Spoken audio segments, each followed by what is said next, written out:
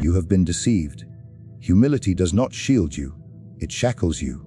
It does not elevate you, it buries you. The problem we shall solve tonight is simple: why being humble is the worst thing you can do if you desire power, respect, or survival. In every age, man has been told that humility is a virtue, that to bow, to submit, to speak softly is the path to honor. But I, Niccolò Machiavelli, ask you this: what becomes of the humble man in a world ruled by wolves? He is devoured, unnoticed, forgotten. And so, tonight, we shall expose the poison hidden within humility. Imagine this: a man walks into a hall filled with ambitious rivals.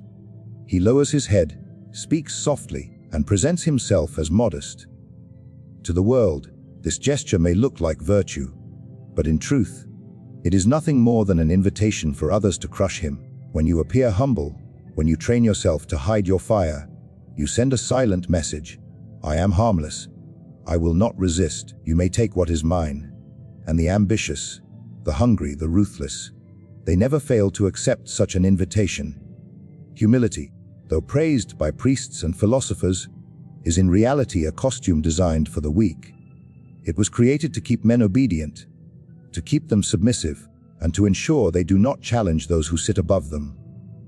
To be humble is not to guard yourself, it is to disarm yourself. And once you are disarmed, those who possess even a spark of aggression will see you as prey. Ask yourself this: who controls the marketplace of life? Is it the humble shopkeeper who bows to every customer, or the shrewd merchant who speaks with authority, who carries himself as though his goods are treasures? Who commands the soldiers on the battlefield?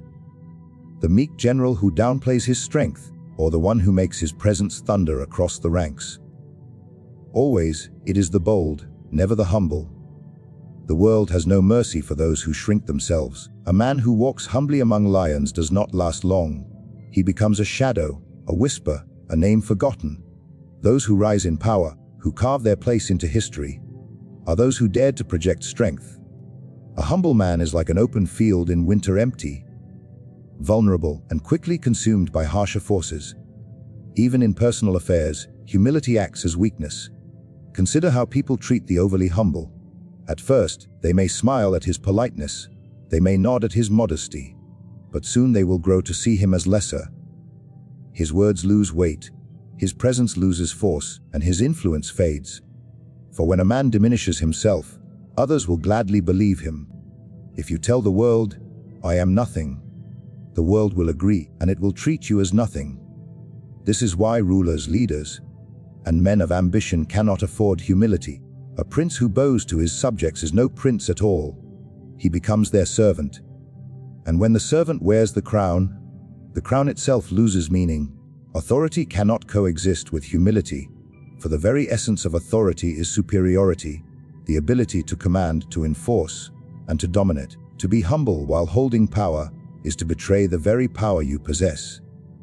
But here is the subtle cruelty: society praises humility loudly, yet secretly despises it. Parents, priests, and teachers may tell you, be humble, be modest, bow before others. Yet when you follow this instruction, when you actually embody humility, the very same world overlooks you. They say they admire humility, but they do not follow humble men. They do not entrust them with leadership, and they do not remember them when the songs of history are written. They praise humility only because it keeps you beneath them. This is the trick. By convincing you to value humility, they have found a way to strip you of your ambition. It is like placing chains around your own wrists and then smiling, believing you are virtuous for it. Humility convinces men to accept their chains and call them virtues. And while they do so, others, bolder, stronger, more ruthless, climb over them and seize everything worth having. You must see humility for what it truly is: not a moral treasure, but a tool of manipulation. It weakens the spirit, it lowers the posture, it silences the voice. And once these are taken from you, there is little left with which to defend yourself. You become soft clay for others to mold, a servant dressed in the illusion of righteousness. The humble man does not control his fate, it is always others who shape it for him.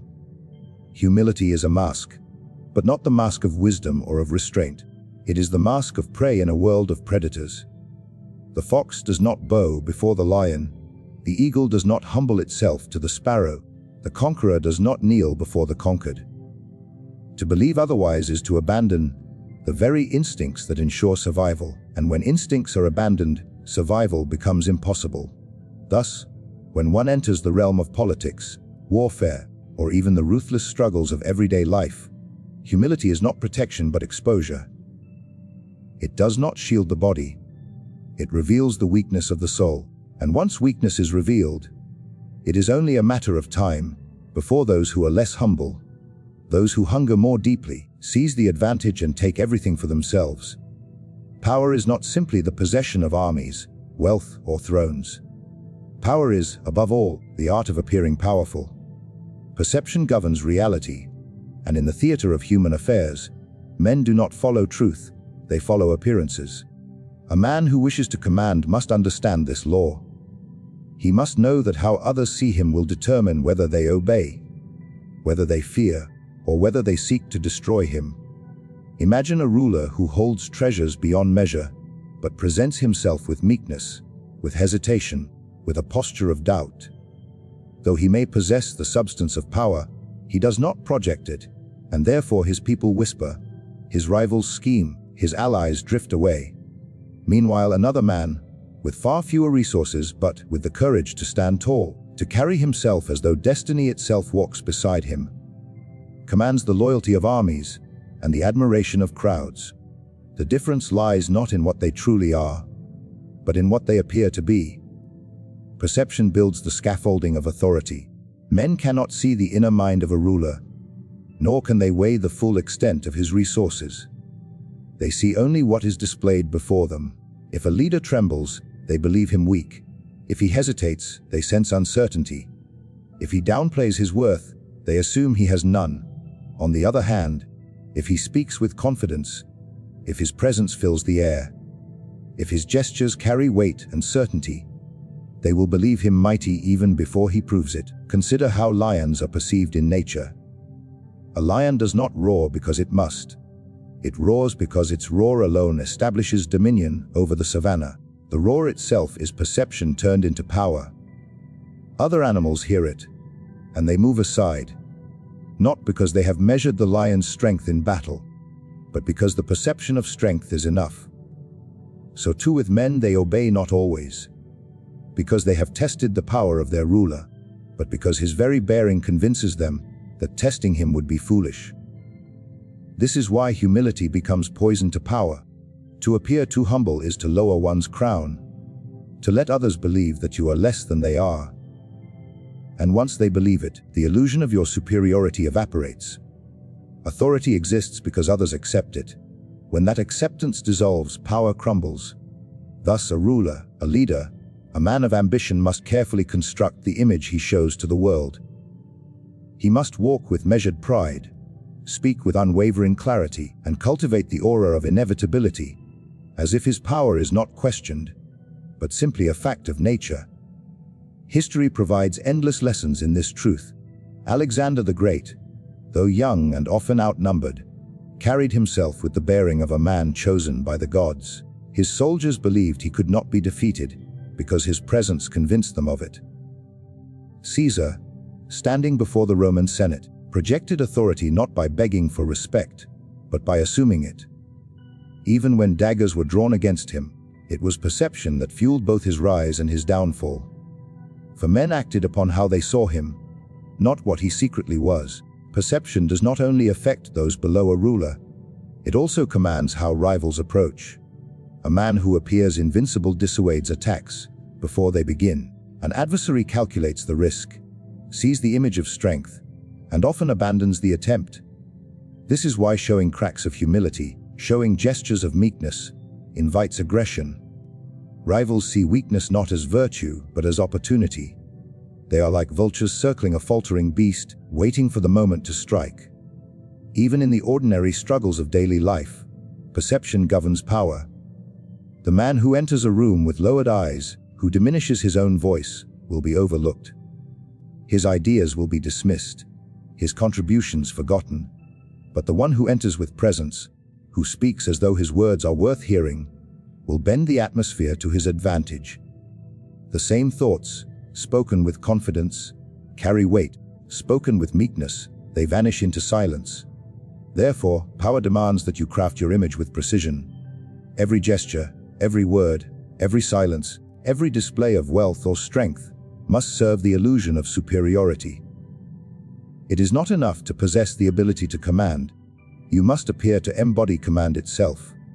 To falter in this is to hand over your authority to those who dare to seem greater than you, even if they are not. The world does not grant power to the most virtuous, nor to the most deserving, but to those who appear unshakable. Men are drawn to strength as moths to flame, and they are equally quick to abandon the weak. If you choose humility in the realm of power, you extinguish your own flame and wander into darkness, unnoticed, unfeared, and unremembered. Let us face a truth that polite society dares not admit. Men do not truly respect humility. They may praise it with their lips, they may call it noble or virtuous, but in their hearts, they reserve their deepest respect for those who display power, for those who inspire awe, and for those who can strike fear. Respect is not born from meekness. It is born from the demonstration of strength. It is born when others look upon you and feel that to oppose you would bring them harm or humiliation. Humility, at best, wins pity. And pity is not respect. Pity does not rally men to your cause, nor does it prevent them from betraying you when opportunity arises. It makes them see you as harmless, and in this world, what is harmless is easily ignored or crushed. Fear, however, creates boundaries that even the boldest hesitate to cross. When men fear you, they measure every move, they weigh the cost of betrayal, and often, they retreat before the battle even begins. That retreat, that hesitation, is the very foundation of respect. Look back through history, and you will see this pattern without exception. Alexander did not inspire his soldiers to march across continents by showing humility. He inspired them by proving his strength in battle, by leading charges that revealed he was not just a commander, but a force of nature. His men followed him not because he bowed to them, but because they feared losing his presence and the victories it brought. Fear of his might and awe of his courage created a respect that outlived his years. Consider Julius Caesar, who stood in the Senate and spoke not as one among equals, but as one destined to rule. Did he show humility before the jealous men who plotted his death? No, he projected authority. And even when their daggers fell upon him, they acted with fear. They struck quickly, because they knew that if Caesar lived, their place in Rome would shrink beneath his shadow. Such was the respect he commanded. It compelled even his murderers to act out of fear. Even the church, which preaches the virtue of humility, has always cloaked itself in grandeur, gold, and power. Its leaders wear crowns, sit upon thrones, and surround themselves with symbols of dominance. For they know that the faithful respect not poverty of appearance, but the majesty of strength. They may preach humility to the flock, but they rule the flock through awe, reverence, and fear of divine punishment. This is the hypocrisy that proves the point. Respect does not come from humility, but from power displayed as strength or as fear. The truth is simple: men obey those they respect, and they respect those who can enforce their will. Fear is a sharper teacher than humility, and strength leaves a mark that soft words cannot. If you wish to be remembered, if you wish to endure, you must accept that fear and strength command loyalty in a way humility never can. A commander whose soldiers fear his discipline will never be abandoned in battle, but the commander who humbly asks for loyalty will find his ranks dissolve the moment hardship arises. In the affairs of states and kingdoms, this truth becomes even clearer. Treaties are honored not because rulers are humble, but because they fear the retribution of the other side. Cities remain loyal not because their lords bow before them, but because they sense the iron fist that will fall if rebellion stirs. Nations respect nations only when armies stand behind their words. In the great game of power, humility is invisible, strength is undeniable. Even in the life of ordinary men, the same principle rules. A humble worker is overlooked, passed by when decisions are made, ignored when recognition is given. He may be liked, he may be pitied, but he is not respected. But the one who shows authority, who asserts his value, who carries himself with strength, even if his words are few, he is remembered, he is obeyed, he is followed. Men do not confess this openly, because to admit that fear and strength are the roots of respect would unravel the comfortable lies they live by. They hide behind the illusion that kindness and humility earn admiration. But observe how they act, not how they speak, and the truth is revealed. They obey those they fear, they admire those they cannot surpass, and they envy those who walk with power. This is why those who lead must abandon the delusion that humility will preserve their place. To rule is to be feared more than loved, to be respected more than pitied. A leader who relies on humility will soon be forgotten, but a leader who wields fear and strength will carve his name into stone. There is a dangerous mistake often made when speaking of pride.